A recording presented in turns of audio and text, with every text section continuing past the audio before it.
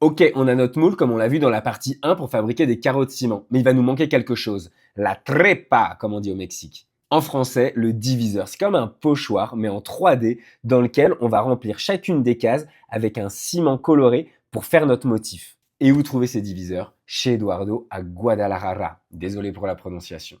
Eduardo, il va les fabriquer en acier, en coupant lamelle après lamelle et en les assemblant en venant les souder une par une. Avec des milliers de diviseurs à son actif, Eduardo me raconte qu'il y a certains motifs qui prennent plus d'une semaine à être fabriqués.